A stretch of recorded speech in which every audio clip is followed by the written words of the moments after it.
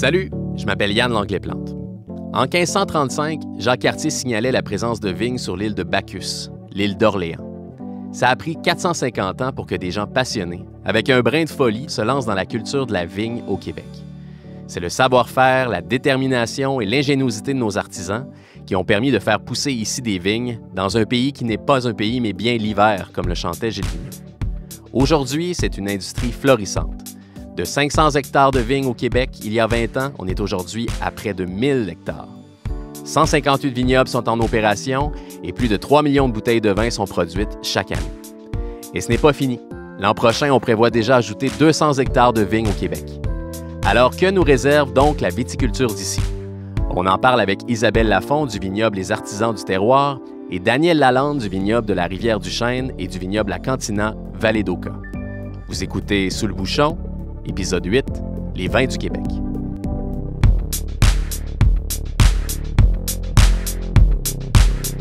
Isabelle, Daniel, bonjour. Merci d'être là. Salut Yann. Bonjour. Merci d'avoir accepté notre invitation. Question d'un peu vous connaître. C'est quoi votre parcours? On va commencer avec toi, Isabelle. Moi, je suis fille de pomiculteur. J'ai grandi à Saint-Paul-d'Abbotsford, qui est le village, magnifique village, soit dit en passant, où est situé le vignoble Les Artisans du Terroir. Donc, au fil des années, j'ai grandi à côté de ce terrain qui allait être le vignoble aujourd'hui. La famille Gartin et ma famille étaient voisins de longue date. Après ça, en grandissant, j'ai fait des études dans un tout autre domaine. Et puis, en 2019, je suis revenue au Bercail, dans l'entreprise familiale d'abord, qui est dans les pommes. Et j'ai également joint le vignoble Les Artisans du Terroir à ce même moment. Au départ, pour m'occuper du volet vente, ça m'a permis de connaître les produits. Et puis, d'un raisin à l'autre, je suis tombée dans la cuve et puis en amour avec cet art qui est celui de faire du vin. Donc, depuis 2019, je m'occupe des ventes, mais également de la vinification au vignoble. Et toi, Daniel, l'agriculture, ce que j'ai compris dans nos discussions préalables à l'enregistrement, là, ça te coule littéralement dans les veines. J'ai grandi à cultiver du chou-fleur, du maïs. Puis j'ai fait beaucoup de sirop d'érable avec la cabane à sucre Lalande. Donc, c'est quand même la plus ancienne cabane à sucre au pays. Donc, la vigne est arrivée sur le tard suite à mes études. En 92, j'ai découvert la vigne dans le sud de la France, à Toulouse, dans un stage en administration. Puis, plus tard, à la rencontre de ma conjointe, la maman de mes enfants, on a décidé de planter nos premières vignes en 98. Puis aujourd'hui, bientôt 25 ans, le vignoble Rivière-du-Chêne. Puis déjà depuis 6 ans, le vignoble La Cantina. Donc, ça va très vite et c'est une belle passion là, de cultiver de la vigne ici dans notre belle région des Basses-Laurentides.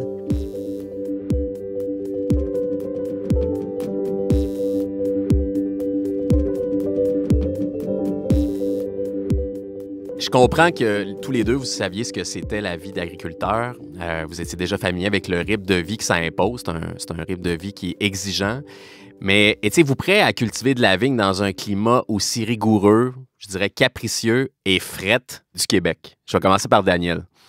Lorsque j'ai commencé en 98, j'avais des mentors, donc il y avait plusieurs vignerons qui m'ont guidé puis qui m'expliquaient un petit peu les défis que nous avions à vivre. Et à l'époque, on parlait seulement de microclimat, alors qu'aujourd'hui, on est beaucoup plus précis là, avec des degrés jour, des périodes sans gel.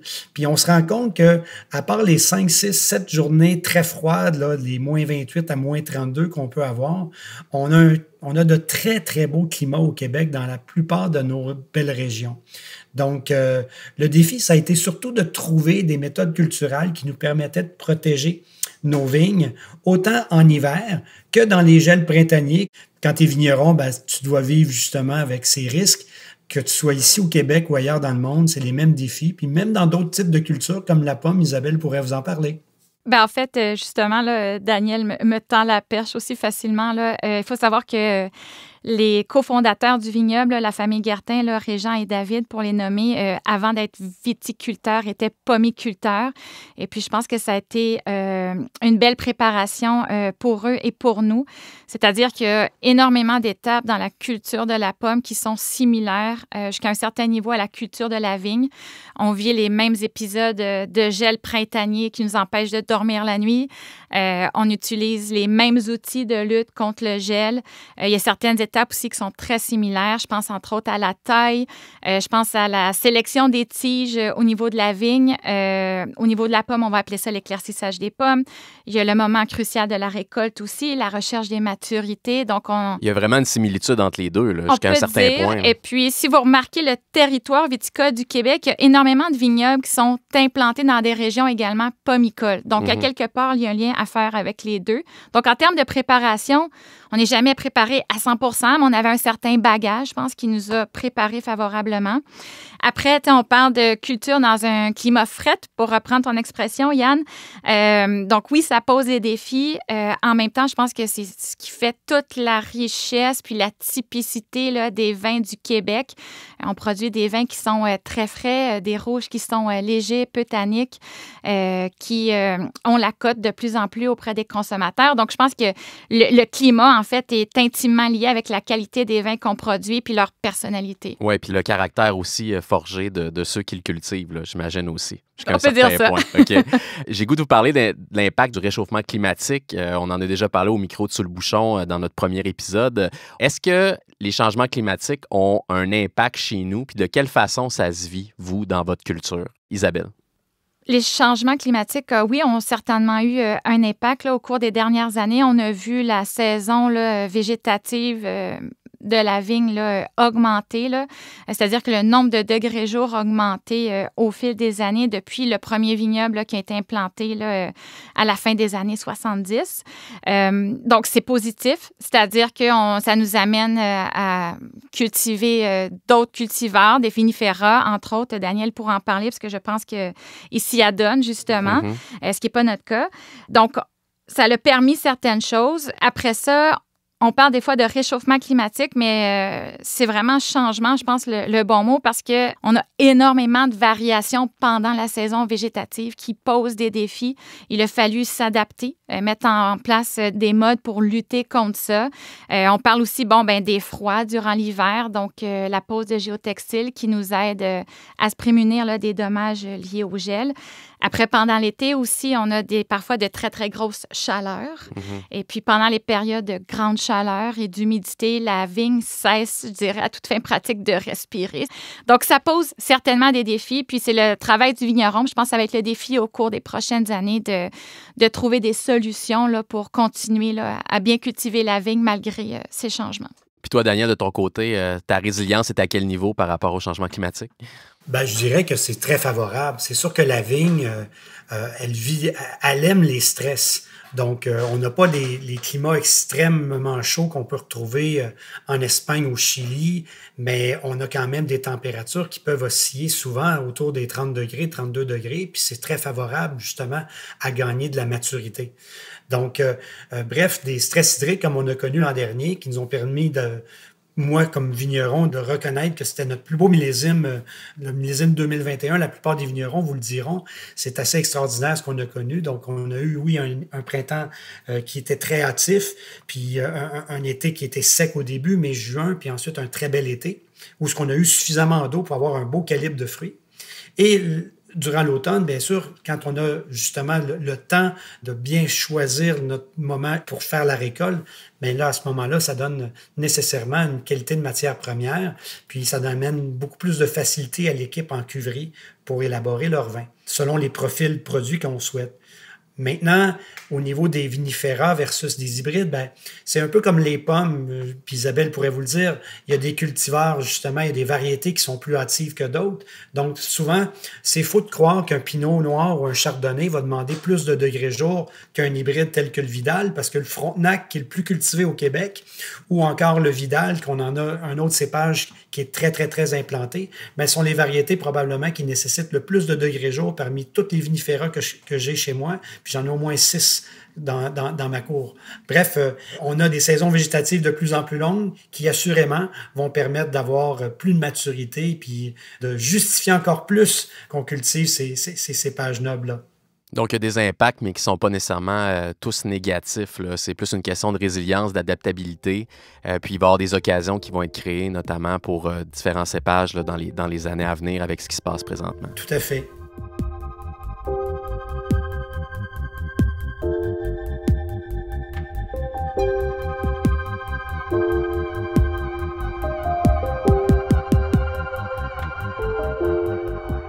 Si on parle maintenant de terroir québécois, donc comment on peut, on parle d'un vin d'Alsace par exemple, moi j'ai tout de suite un goût qui me vient en bouche, une idée de ce vin-là. Comment on peut définir un vin québécois? Qu'est-ce que ça goûte un vin du Québec, là? Est-ce qu'on a quelque chose de distinctif, Isabelle? La question, en fait, elle est très, très bonne, puis elle nous est souvent posée. Je la trouve particulièrement intéressante parce qu'en fait, on ne se demande pas ce que goûte un vin français. Bon. Il y a tellement de régions viticoles en France, de styles différents, de cépages. Je pense qu'éventuellement, au Québec, on va vivre la même chose, c'est-à-dire que la carte viticole va se préciser, mais on est en plein bouillonnement en ce moment. Donc, il y a énormément de styles qui émergent, de méthodes différentes qui sont utilisées par les vignerons. C'est peut-être des fois difficile de sortir une tendance là, pour décrire ce qu'est le vin du Québec, mais en même temps, il y a tellement de paramètres qui ont un impact sur ce que ça pourrait être. Si j'avais à résumer grossièrement, globalement, qu'est-ce que ça coûte, le vin du Québec? Bien, ça goûte nous autres, là, ça goûte la fraîcheur déjà en premier lieu. On produit des vins blancs qui sont aromatiques, fruités, vifs, craquants. Au niveau des rouges, on va aller chercher des rouges qui sont légers, peu tanniques la plupart du temps, avec un taux d'alcool aussi qui est peut-être un peu plus bas que ce que le consommateur va rencontrer dans d'autres régions très chaudes. Et puis, je pense que c'est tout à notre avantage parce que de plus en plus, là, le consommateur est avide de vins de soif. Donc, des vins qui se boivent bien, des vins qui sont légers. Plus frais, plus légers, oui. Exactement. Puis, au niveau des rosés, on va aller chercher des rosés qui ont vraiment une super belle couleur soutenue, là, des roses vraiment vibrants, qui, malheureusement, sont parfois associés à des vins rosés qui vont être doux, pour ne pas dire sucré. Je pense entre autres aux Zinfandel. Donc, on a quand même un plafond de verre, là, je dirais, à traverser du côté du rosé pour intéresser les gens au rosé du Québec puis leur montrer que c'est fruité, mais c'est tout à fait sec, c'est hyper rafraîchissant. Puis briser une certaine perception par rapport à ce type de vin-là. Effectivement, il y a encore du travail. Qui est fausse, en fait. Tout à fait. Il y a encore du travail à faire, mais je pense que je disais tout à l'heure, on est en effervescence. Là, ce travail-là, il est en train de se faire. Les consommateurs sont au rendez-vous, puis tout ça est en marche en ce moment. Puis toi, Daniel, d'accord avec Isabelle là-dessus? Ah, tout à fait. Puis la fraîcheur qu'on retrouve, là, qu'on retrouve dans nos vins blancs, dans nos rosés, même dans les rouges, c'est des vins à haute buvabilité. Puis les vignerons, bien, on a le choix. Souvent, le cépage, on peut le guider de plusieurs façons. Puis on parle du chardonnay. Un chardonnay de Chablis, bien, parfois, vous allez les trouver très vifs, très frais. Puis il y en a d'autres qui, parfois, c'est avec un élevage qui va être inox, puis partiellement, peut-être un 30% inox, un 70% en fût de chêne. Ou parfois, ça peut être l'inverse, un 70% inox et 30% de fût de chêne. Donc, on parle surtout moi, j'aime bien parler de profil produit parce que souvent, lorsqu'on définit le profil que l'on souhaite, c'est là que de la vigne jusqu'à la cave, il faudra aligner justement les travaux dans la vigne et les travaux dans la cave pour arriver à faire une certaine cohérence puis un équilibre qui est souvent un triangle amoureux entre le sucre, l'alcool et cette fraîcheur-là qui est la colonne vertébrale, l'acidité du vin. Il y a une tension entre ces trois éléments-là. Tout à fait. Puis l'amateur de vin du Québec, il est où par rapport au vin du Québec maintenant? Il est vraiment ouvert. De plus en plus curieux. C'est de plus en plus agréable, en fait, même là, de présenter nos vins parce qu'on a des réactions qui sont de plus en plus positives. Donc, c'est très, très valorisant. Mais oui, le consommateur, il est ouvert, il est curieux. Sa perception là, a changé au fil des dernières années. Puis je pense que ça vient aussi avec le bon qualitatif là, qu'on a vu aussi dans l'histoire là, des vins du Québec. Là. Ça y est pas étranger, certainement. Et puis les gens, bien, ils ont raffiné leur palais, je dirais, avec les années. Puis souvent, je fais la comparaison avec le fromage d'ici. Il n'y a pas si longtemps, en tout cas dans ma jeunesse, c'était très difficile de trouver des fromages faits au Québec. Le goût des gens pour les fromages n'était pas nécessairement développé. Et tout ça a énormément changé dans les 20 dernières années. Je pense qu'on assiste à ce même changement-là au niveau des palais pour les vins du Québec.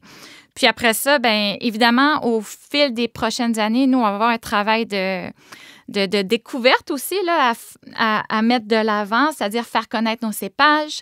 Il y a quelques cépages qui commencent à être de plus en plus connus. Je pense, on a mentionné le Frontenac tout à l'heure. Il y a le Marquette, le Céval blanc, le Vidal. Donc, ce sont des cépages que les consommateurs commencent à connaître de plus en plus. Ils ont des références pour ça. Donc, maintenant qu'ils sont entrés dans le monde du vin, par cette porte-là, ben là, la porte est grande ouverte là, pour continuer là, leur tournée là, dans les vins du Québec. Puis comment nous, la SAQ, on peut être des accélérateurs de ça? Est-ce qu'on met de l'avant les vins du Québec, évidemment? Nos employés sont formés là-dessus. Est-ce que vous voyez aussi un changement à ce niveau-là, au niveau de la formation, puis de la capacité de nos employés en succursale, parce que c'est eux qui sont la vitrine avec le client, de parler des vins du Québec, d'expliquer, d'éduquer en fait les clients sur ces vins-là qui sont en progression, qui s'améliorent d'année en année? Daniel? Bien, c'est sûr qu'on voit la croissance des ventes des vins du Québec en SAQ. Puis ça, c'est pas étranger justement à une meilleure compréhension, à une meilleure connaissance du produit du vin du Québec. Je pense que la plupart des employés aujourd'hui n'hésitent pas à référer justement ou à présenter, conseiller nos vins.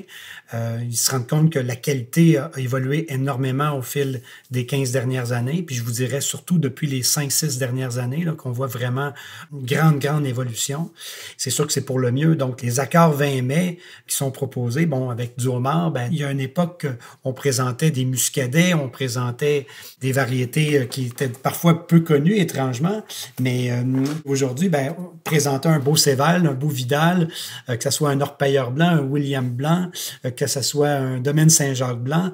Bref, les gens aujourd'hui sont très ouverts à essayer pour une première fois, puis on se rend compte avec la carte Inspire que les gens reviennent justement à acheter des vins du Québec. Ça, c'est merveilleux. Isabelle, tu vois la même chose de ton côté? Absolument. Bien, les conseillers à la SAC, c'est sûr que ce sont nos premiers ambassadeurs. Hein. La SAC a mis en place, et puis Daniel et moi avons eu le privilège de participer à ça, là, des formations dernièrement, justement, en vin du Québec. Puis on était à même de mesurer parce que ça nous donnait l'opportunité d'avoir un échange direct avec les conseillers, de voir leur intérêt, leur volonté aussi de bien répondre aux questions des clients, de bien comprendre les cépages d'ici.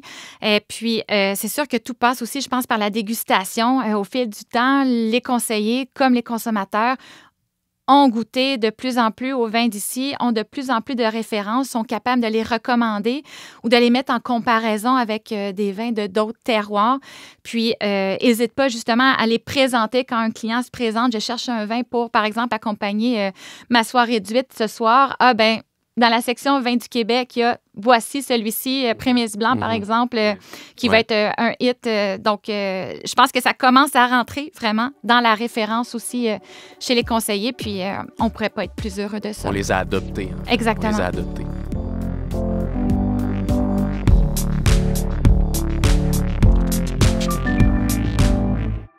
J'aimerais parler d'avenir avec vous. Comment vous voyez l'avenir, justement, des vignobles au Québec, des vins du Québec? À quoi on peut s'attendre, tant de votre côté, dans vos cultures respectives, mais dans l'ensemble de la viticulture au Québec là, pour les années à venir? Daniel? Bien, c'est une industrie qui est tellement jeune actuellement que c'est sûr qu'elle a beaucoup d'influence. Je pense que la viticulture va évoluer. La plupart des vignobles qui ont déjà des vignes vont tenter d'augmenter leur surface pour la plupart, parce qu'il y a quand même des belles opportunités actuellement, comme la consommation de vin au Québec avec des produits de vin du Québec est de moins de 1%. Il faut voir qu'avant qu'on atteigne des parts de marché de 3 à 5%, il faudra tripler, quadrupler, quintupler là, ces surfaces-là. Donc, ça va prendre de l'espace. Là. Exactement. Donc, c'est sûr que dans un premier temps, d'avoir accès justement à des programmes pour augmenter nos plantations parce que c'est quand même très coûteux d'acheter des terres et ensuite des implanter. Donc, il y a beaucoup d'investissements et c'est toujours un travail qui peut prendre 3 à 5 ans entre le moment qu'on implante une vigne et qu'on y fasse la récolte des premiers fruits et que le vin soit disponible. C'est un investissement patient, là. Le temps est un élément central dans votre travail, là. Tout à fait. Le temps, la pénurie de main-d'œuvre, on la voit, on la vit nous aussi. La pénurie des matériaux, les coûts de transport qui sont énormes au niveau de la matière sèche qu'on importe, parce que les bouteilles de verre, la plupart d'entre nous au Québec, on doit bien sûr les importer. Alors bref, c'est un gros défi, mais c'est donc un métier captivant. C'est un mode de vie être vigneron. Oui, tout à fait. Toi, Isabelle, si tu veux jouer à Nostradamus, qu'est-ce que tu vois pour l'avenir? Ah, que du bon! C'est bon. Que du bon, c'est-à-dire que, comme le disait Daniel, je pense qu'il y a énormément de parts de marché là, à aller chercher là, pour les vignerons du Québec. Moi, ce que j'aimerais, en fait, c'est vraiment que le réflexe du consommateur change, puis que lorsqu'il a envie là, de s'offrir une bouteille de vin, il mette la main en premier sur une bouteille d'ici. Les vignerons travaillent dans ce sens-là, justement, pour augmenter l'offre et la variété des produits disponibles. Comme le mentionnait Daniel, c'est un travail quand même de longue haleine, c'est-à-dire qu'une fois qu'on a planté la vigne, il faut quand même attendre 3 à 4 ans pour pouvoir déguster la première cuvée, mais les vignerons seront au rendez-vous, surtout qu'on voit que les consommateurs le sont de plus en plus. Et puis, dans le futur également, je pense qu'il y a certaines tendances là, qui vont se dégager. Comme je disais tout à l'heure, on est en grande effervescence. On cultive plus de 70 cépages sur le territoire du Québec. Je crois qu'au fil des prochaines années, il y a peut-être des cépages qui vont davantage se démarquer que d'autres. On va être en mesure de mieux voir également les différences entre les régions viticoles. Donc, ça va être super intéressant à suivre. Comme les accents un peu, en fait. On va développer, comme nos accents régionaux, on va développer, des cépages qui vont être peut-être régionaux. C'est drôle, ouais, tout ça, c'est à voir. Oui, exactement. Puis encore une fois, ce qui est fantastique, c'est qu'on est dedans. C'est en train de se créer maintenant. Donc, chacun, tous les intervenants qui touchent de près ou de loin à l'industrie viticole, incluant le consommateur, on participe à ce que va être notre industrie demain. Isabelle, Daniel, merci beaucoup d'avoir été avec nous aujourd'hui. Ça a été vraiment un plaisir de vous parler. Puis bonne chance dans tous vos projets à venir. Merci, Yann. Merci, Yann. Les Québécois adoptent les vins d'ici pour une raison bien simple. Nos vignerons font de très bons vins. Et ce qui est formidable, c'est qu'il y a de l'espace pour cette jeune industrie chez nous pour grandir, évoluer et prospérer. L'offre des vins québécois ne fera que s'enrichir dans les années à venir et il n'y a pas de meilleur porte-voix qu'Isabelle, Daniel et la passion de nos vignerons et vigneronnes pour en témoigner. La SAQ continuera à les mettre de l'avant et à leur donner toute la place qui leur revient.